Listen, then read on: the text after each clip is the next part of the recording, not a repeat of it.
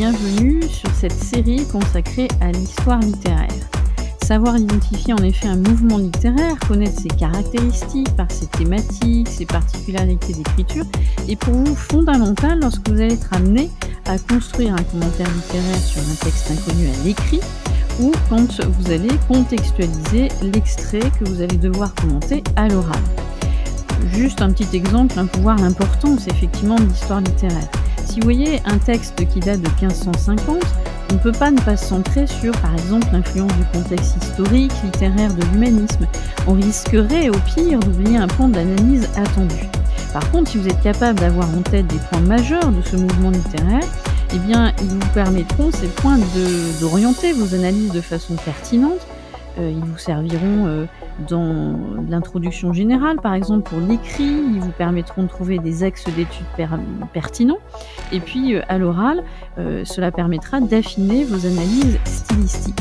Et vous en doutez, l'examinateur comme le correcteur fera la différence à ce moment-là. Alors aujourd'hui, dans cet épisode, nous allons nous intéresser à un mouvement littéraire marquant au XXe siècle, qui a parcouru, ou qui est apparu, on va dire plutôt dans les années 1950, c'est nommé, je nomme, le nouveau roman.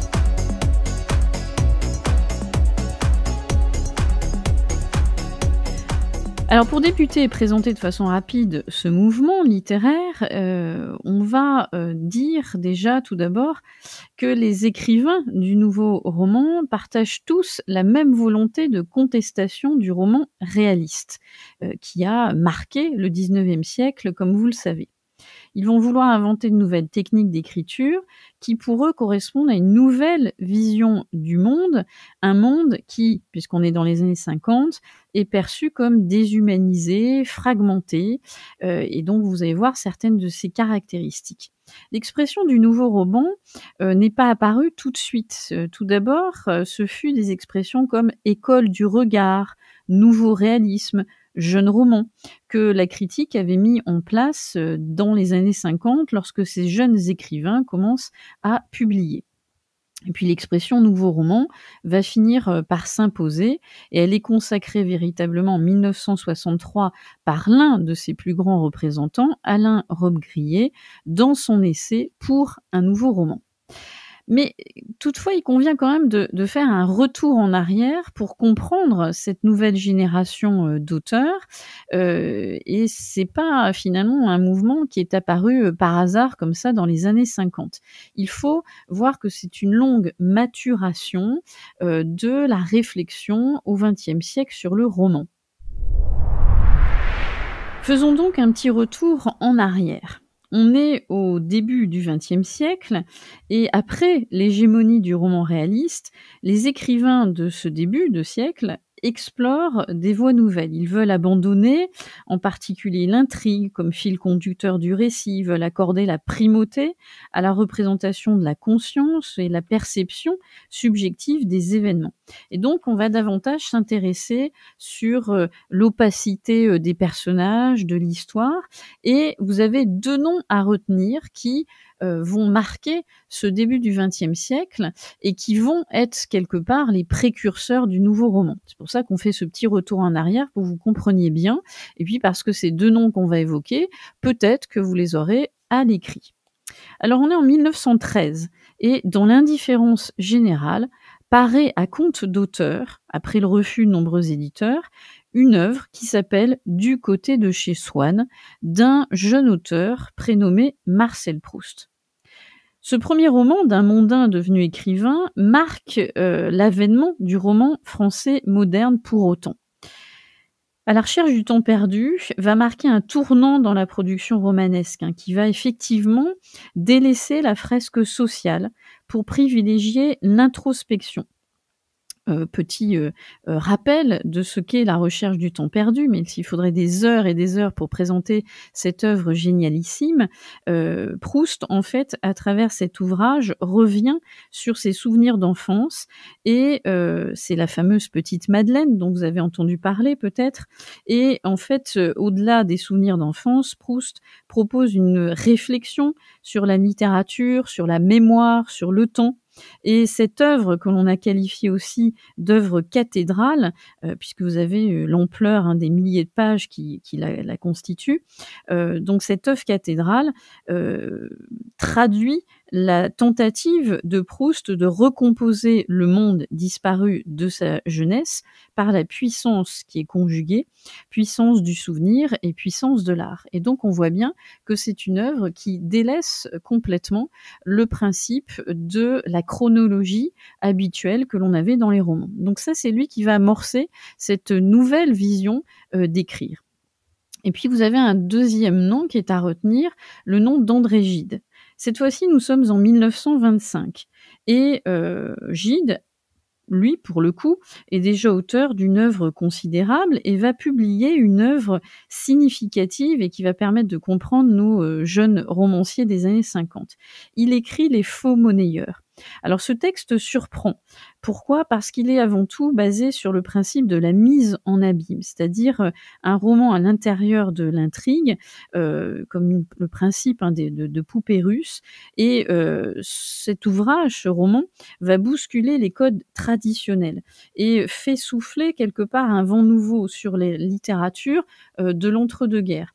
Donc vous avez comme une sorte d'histoire dans l'histoire, avec une multiplicité, de narrateurs et quelque part, on considère à ce moment-là qu'André Gide va ouvrir la voie aux ruptures à venir, en enchevêtrant les intrigues, en jouant systématiquement sur le principe, de la mise en abîme. Un exemple tout simple, l'un des personnages qui s'appelle Édouard est romancier lui-même, a lui aussi le projet d'écrire un roman qui s'intitulerait Les Faux Monnayeurs. C'est pour ça que je parlais de poupées russes et vous avez vraiment un éclatement de la structure narrative.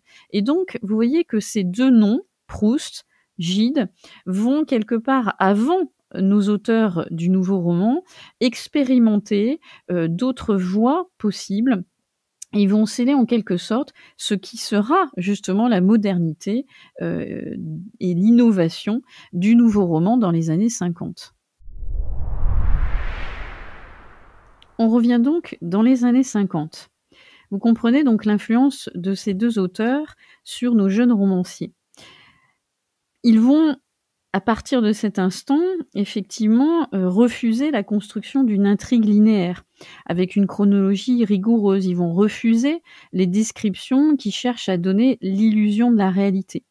Et ce qui est important effectivement chez eux, c'est que cette description n'est plus là pour expliquer ou démontrer quelque chose, mais elle va contribuer quelque part, ça va vous paraître étonnant, à la destruction du roman. Et vous avez, donc ce côté très déroutant effectivement des passages descriptifs dans les nouveaux, romans.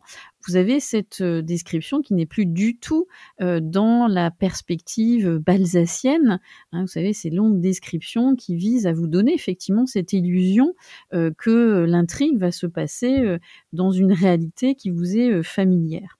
Et donc, autre élément, ils vont aussi remettre en cause l'intrigue qui se retrouve complètement, quelque part, démantelée. Il y a plus de chronologie, une intrigue presque insignifiante, où on a l'impression que dans ces romans, il ne se passe rien et vous avez la notion du personnage qui va être aussi, quelque part remise en cause, puisque le personnage n'est plus la représentation d'un type social ou, d'un type psychologique. Les personnages d'ailleurs dans ces romans peuvent être, anonymes et vous allez le voir si vous vous penchez sur ces romans, même si ce que je suis en train de dire ou ce que j'ai dit précédemment peut vous donner l'impression que, bon, vous n'allez pas aller, voir, justement ces extraits parce que pas d'intrigue, pas de personnage, destruction du roman, démantèlement, hein. Vous vous dites, bah, finalement quel est ce type, de roman? Mais par curiosité, allez voir justement des extraits pour vous en rendre compte.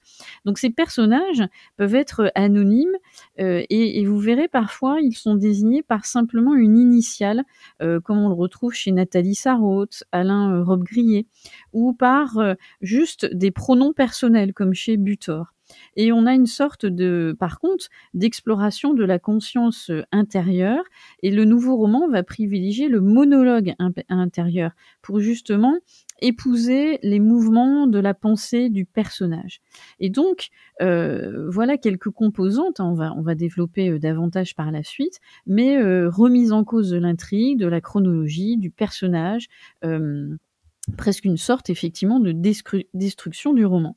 Et puis, en même temps, l'auteur du nouveau roman va être très exigeant avec son lecteur. Il va lui demander une sorte de participation active pour justement construire le sens de l'œuvre, et on ne verra plus, finalement de personnages, pour lequel on va avoir ce fameux processus d'identification. On va toujours, rester, très en retrait de ces personnages. On ne va pas envie, on va déjà ne pas les suivre de leur naissance jusqu'à leur mort. On va, vraiment, avoir une sorte de recul, justement, volontairement créé par l'auteur pour qu'on ait cette distanciation, pour avoir un regard, critique.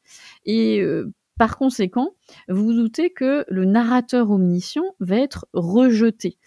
S'il y a un refus du roman réaliste, hein, c'était une des grandes caractéristiques du roman réaliste, un narrateur omniscient qui vous donnait absolument toutes les informations, eh bien dans le nouveau roman, le narrateur omniscient est rejeté.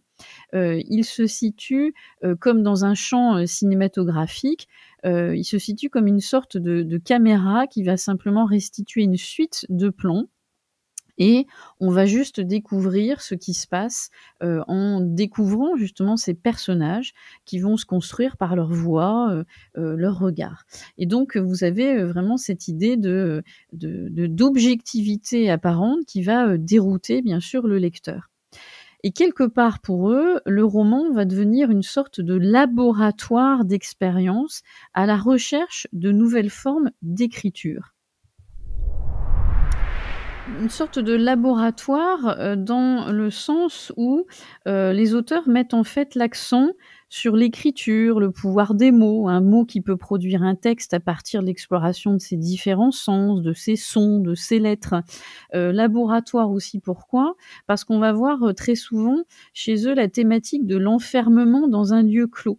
L'espace romanesque va se présenter comme un lieu fermé, dans lequel les personnages errent comme, dans une sorte de labyrinthe dont ils ne peuvent s'échapper. Je vous renvoie à La Jalousie, qui est un des romans, significatifs de cette période.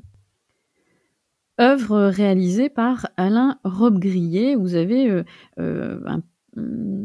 comment dire? Un roman qui est basé sur, ce personnage qui, soulève des jalousies, vous savez ces petits, volets, amovibles, et il observe ce qui se passe à l'extérieur, et en même temps, il y a le sens de jalousie parce qu'il éprouve de la jalousie, il est suspicieux à l'encontre de sa femme, et donc voilà, tout le récit est basé sur l'enfermement dans ce lieu clos, mais vous comprenez l'enfermement aussi, intellectuel et moral du personnage, petit à petit happé par, ces sentiments, de jalousie.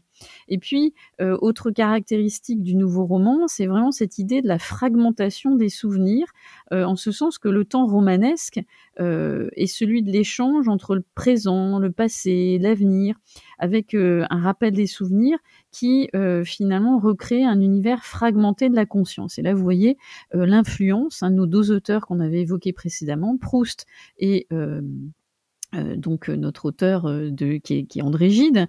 Ces 2 auteurs, hein, vous voyez, par, cette thématique, du souvenir, du passé, le principe des poupées russes dans l'organisation du récit, eh bien, on le retrouve quelque part dans nos auteurs, du nouveau roman.